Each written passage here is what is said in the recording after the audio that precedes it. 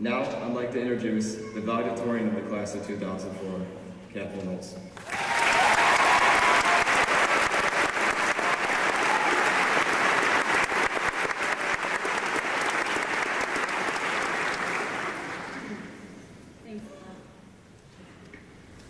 Good evening, my fellow classmates, friends, parents, grandparents, relatives, Mrs. Petafora, Mrs. Alaggio, members of the school board, teachers, and everyone who has come to celebrate with us tonight. I'd like to introduce all of you to a friend of mine who has been with me all of my life since the day I was born. If you'll excuse me a minute, I'll get him up.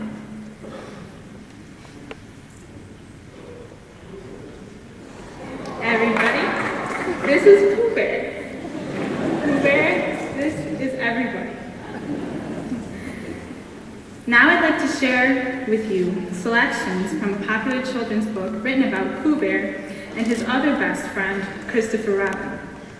The selections are taken from The House at Pooh Corner by A.A. Milne, Chapter 10, in which Christopher Robin and Pooh come to an enchanted place, and we leave them there. Christopher Robin was going away. Nobody knew why he was going. Nobody knew where he was going. Indeed, nobody even knew why he knew that Christopher Robin was going away. But somehow or other, everybody in the forest felt that it was happening at last. One day, shortly before he was to leave, Christopher Robin and Pooh went for a walk. "Where are we going?" said Pooh, hurrying after Christopher Robin, and wondering whether it was to be an explorer or a what shall I do about you-know-what. "Nowhere," said Christopher Robin. So they began going there. And after they had walked a little way, Christopher Robin said, "You know, Pooh, what I like doing best is nothing." "How do you do nothing?" asked Pooh, after he had wondered for a long time. "Well, it's when people call out at you, just as you're going off to do it. 'What are you going to do, Christopher Robin?' And you say, 'Oh, nothing,' and then you go and do it." "Oh, I see," said Pooh. "This is a nothing sort of thing that we're doing now."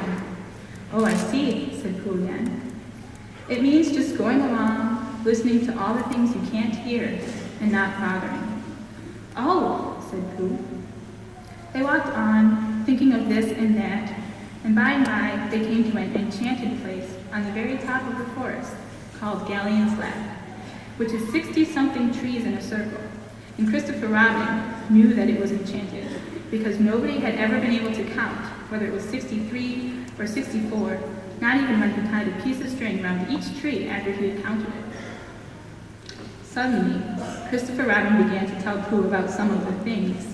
People called kings and queens, and something called factors, and a place called Europe, and an island in the middle of the sea where no ships came, and how you make a suction pump, if you want to, and when nights were nighted, and what comes from Brazil.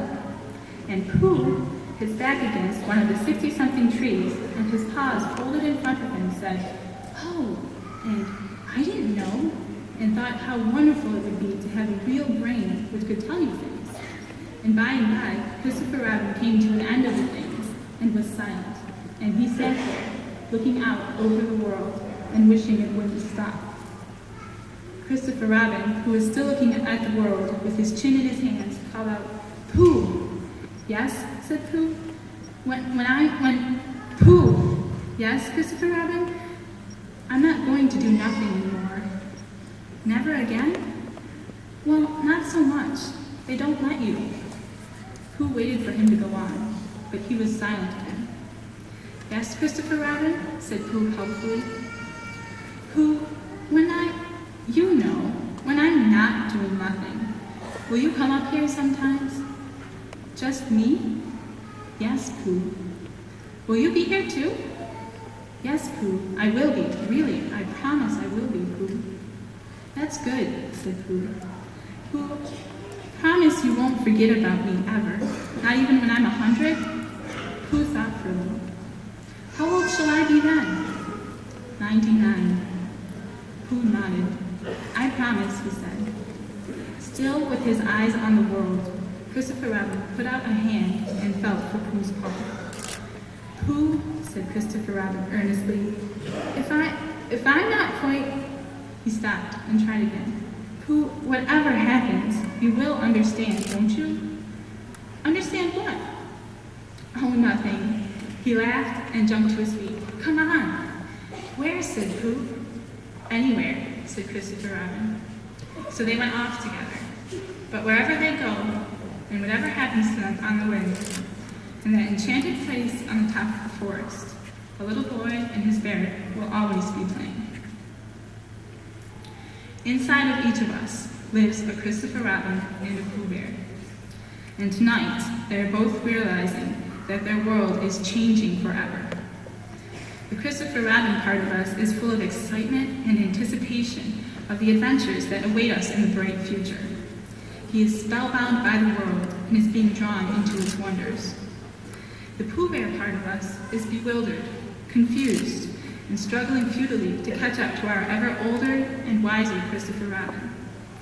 Our inner Pooh Bear does not really know what the rest of the world is, other than the fact that it is not home, it is not what he has always known. He does not understand Christopher Robin's longing to be somewhere new and exciting. He just knows that his world is changing forever, and for this he feels a vague sadness. However, his love and trust in Christopher Robin will keep him faithfully waiting as long as it takes for the time when his friend returns. Tonight, it is time to follow our Christopher Robin. Time to leave our childhood, our old familiar places, our Pooh Bear behind to explore the world and its infinite possibilities.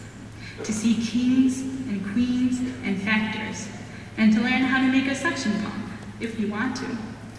Yet, whenever we grow tired, stressed, or sick of the world, or when we just want to do nothing, we can always return to our enchanted place, wherever that may be, to visit and maybe have a nice, reminiscent chat with our Pooh Bear.